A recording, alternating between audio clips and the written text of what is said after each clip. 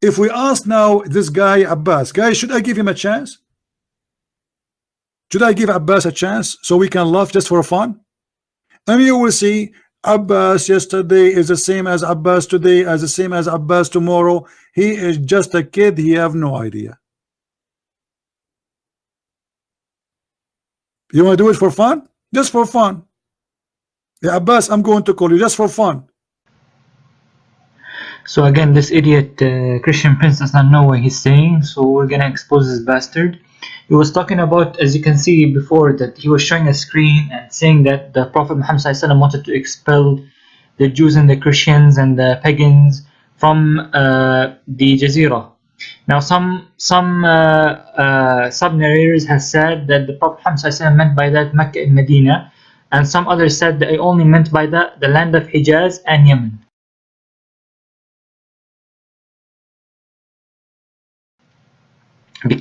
And some others said that this was because the Jews, when the Prophet Muhammad ﷺ and the pagans, when they made a treaty, and the Christians as well, when the Prophet Muhammad ﷺ, when they keep making treaties with the Prophet Muhammad ﷺ, they keep breaking it, and they're breaking this pledge.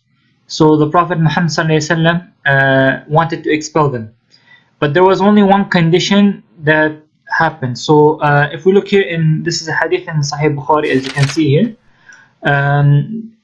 Narrated Ibn Umar, Allah's messenger gave the land of Khaybar to the Jews on the condition that they work on it and cultivate it and be given half of its yield. He gave it on this condition. He gave them the land of Khaybar, but on the condition that they will cultivate it and work in it and build it.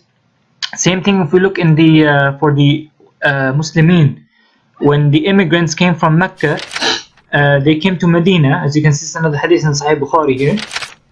So Anas bin Malik said, when the immigrants came to Medina, they had nothing, whereas the Ansar had land and property. The Ansar, which are the Muslims of Medina, gave meaning the immigrants, their land on condition that the immigrants would give them half the yearly yield and work on the land and provide the necessaries for cultivation. So the Prophet ﷺ has not done anything wrong.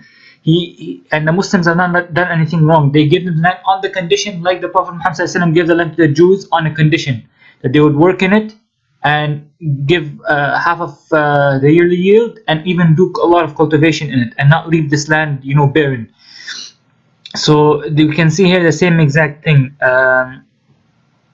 As we know that the Jews tried and many times to assassinate the Prophet Muhammad ﷺ when he was also sitting with another of his companions under the fortress wall. The Jews wanted to throw a stone at the Prophet Muhammad ﷺ, so Allah quickly revealed to him that run away, because they're gonna throw a stone on you, they're gonna kill you, drop it from the fortress. So the Prophet ﷺ went fast, and the Jews could not see him anymore, so they thought, what happened? We wanted to throw the stone and kill him. They tried to also kill him, the Jews of Bani Qurayza, when they made the treaties with the Muslims that they will not fight against them when the Muslims were fighting the pagans of Quraysh at that time.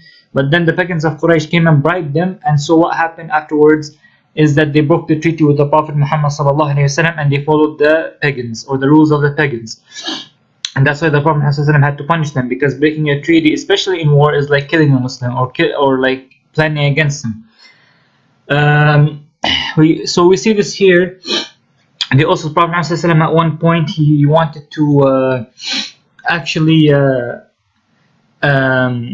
cut down the palm trees of, he ordered that the palm trees of Medina be cut down immediately, because the Jews were hiding in these palm trees, and each time they tried to assassinate the Prophet ﷺ, jumped from the tree and killed the Prophet ﷺ. They were hiding in these palm trees on the top of them. So the Prophet ﷺ was, he tried to cut down the trees, so this wouldn't happen. As we see also here, that in another hadith in Bukhari, Sahih Bukhari, Abdullah bin Umar narrates, Allah's messenger gave the land of Khaybar to the Jews to work on and cultivate and take half of its yield. Ibn Umar added, the land used to be rented for a certain portion of its yield. Nafi' mentioned the amount of the portion, but forgot it. Rafi' bin Khadij said the Prophet Muhammad ﷺ forbade renting farms. Narrated Ubaidullah, Nafi' said, Ibn Umar said, the contract of Khaybar continued till Umar evacuated the Jews from Khaybar. Now you'll say, why did Umar evacuate the Jews from Khaybar? Well, if we look in the other book here, in Sahih Bukhari as well, narrated Ibn Umar again, Umar expelled the Jews and the Christians from Hijaz. When Allah's messenger had conquered Khaybar, he wanted to expel the Jews from it, as its land became the property of Allah and His Apostle and the Muslims. Allah's messenger intended to expel, so he intended to expel the Jews because of what they have been doing a lot, and they're not even working in Khaybar. Okay, they were not even working in that land. So the Prophet ﷺ said, okay, I can't trust these people. They're neither working in this land, and they're doing many problems, and we can see why.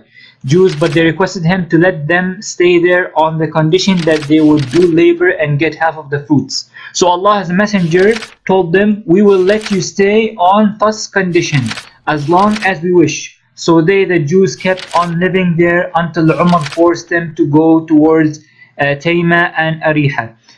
Why did Umar force them to do that? Okay, we will understand why. We see in another hadith here that in Bukhari as well. Okay, this is the same exact hadith. Umar ibn Khattab expelled all the Jews and Christians from the Hijaz, land of Hijaz. So this is the province of Hijaz, not the whole of Arabian Peninsula, because he only expelled them from the Hijaz, this province, because this province, it had Mecca and Medina in it, and it had the belongings for the Muslims. And so the people, there is lots of treachery between the Christians and the Jews, so he wanted to expel them from there, and we'll understand why. If we go to hadith here, this is also, if you can see in Sahih Bukhari, this gives more explanation. Narrated Ibn Umar, when the people of Khaybar dislocated Abdullah bin Umar's hands. Who's the people of Khaybar? The Jews. We'll understand why. They dislocated Abdullah, a Muslim, which is the son of Umar bin Khattab, Abdullah bin Umar's hands and feet.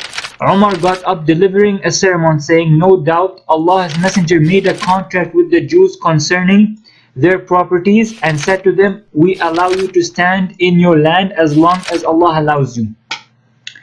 Now Abdullah bin Umar went to his land and was attacked at night. So the people of Khaybar, the Jews, went to Abdullah bin Umar's land, and they attacked him at night. And his hands and feet were dislocated. They dislocated his hands and feet. And as we have no enemies there except those Jews. So there, even Umar is confirming that the Jews been enemies for a long time. They keep making treaties and breaking treaties. They keep on lying. Except those Jews, they are our enemies and the only people whom we suspect. I have made up my mind to exile them. So Umar made up his mind to exile the Jews from the Hijaz. When Umar decided to carry out his decision, a son of Abu al-Haqiq came and addressed Umar, O chief of the believers, will you exile us although Muhammad allowed us to stay at our places and made a contract with us about our properties and accepted the condition of our residence in our land? Umar said, do you think that I have forgotten the statement of Allah's messenger? What will your condition be when you are expelled from Khaybar and your camel will be carrying you night after night? The Jew replied, that was a joke from Abu Qasim. So the Jew was saying that this was a joke from Muhammad. They did not actually say that. When the Jew turned out to be a liar, because the Prophet Muhammad does not speak out of his own desires when it comes to these matters. And he does not joke in these matters. So Umar said, oh you enemy of Allah, meaning to the Jew, you are telling a lie.